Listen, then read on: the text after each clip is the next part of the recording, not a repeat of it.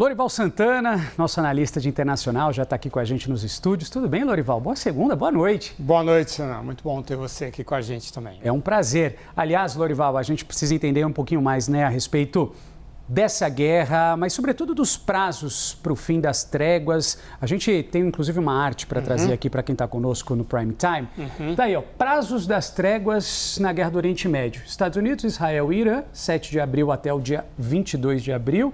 Israel e Líbano, 16 de abril a 26 de abril. Estamos chegando perto do fim do limite dessas datas. Exatamente. Bom, e essa dúvida sobre se o Irã vai enviar negociadores ou não, na véspera do que deveria ser já esse envio, embora ele seja ali vizinho do Paquistão, chega rapidinho, diferentemente dos americanos, mas essa dúvida faz parte da negociação.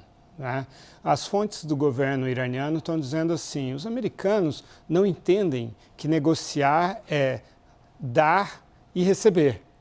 Eles querem só receber, não querem dar nada. Em que campos? Os dois campos principais são a questão do urânio enriquecido, da possibilidade de o Irã, no futuro, voltar a enriquecer urânio e o que fazer com os 441 quilos de urânio altamente enriquecidos que eles têm, para onde mandar, não querem mandar para os Estados Unidos.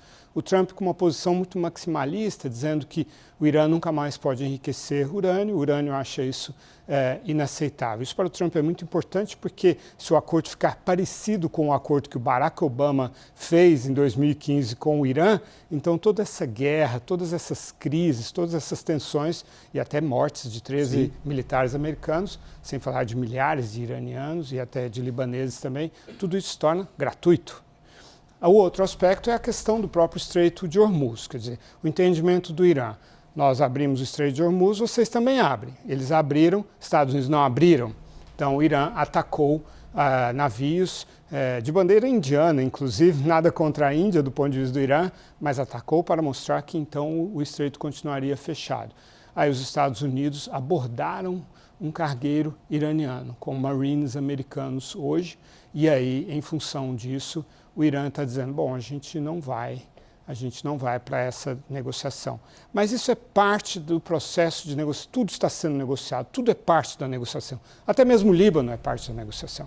Então, as fontes dizem que é muito improvável que os iranianos não vão. Quer dizer, se os americanos estão indo, os iranianos devem ir para aproveitar essa oportunidade. Mas estão mantendo uma ambiguidade em relação a isso, uma ambiguidade tática nesse caso, para elevar o custo da própria participação nas negociações. Os iranianos sempre sentem que eles têm mais tolerância à dor do que os americanos. E o Trump tem mais urgência de negociar do que os iranianos. Por quê? Embora os iranianos tenham sido a sua infraestrutura profundamente destruída, calcula-se que 200 bilhões de dólares foram os prejuízos materiais causados por esses bombardeios americanos e israelenses. Mas os iranianos dependem menos da vontade do povo, do humor do povo. O Trump depende muito. Tem eleição em novembro e os republicanos estão desesperados e os mercados também. Então o Trump é mais sensível a todas essas pressões. Ele está sob pressão, embora tente demonstrar que está tudo bem, está dominando tudo. Mas os iranianos querem fazer com que o Trump sinta que ele tem mais fraquezas do que imagina e menos forças do que imagina. Agora, Lorival, a gente trouxe aqui essa arte com as datas e as previsões. Eu acho que a gente tem que acompanhar de perto com essa lupa mesmo, esse momento de negociações, mais uma tratativa, aparece aqui de novo para a gente. Agora eu queria te perguntar, Lorival, com relação ao que esperar. A gente está falando 22 de abril, daqui 2 dias. Exato. E a gente está falando de aproximadamente 6 dias, 26 de abril, o fim da trégua entre Israel e Líbano. A gente pode ter uma escalada ou mais uma escalada de violência após findar essas datas? Pode, é possível, isso é provável, inclusive, mas não é o desejo dos Estados Unidos e nem do Irã.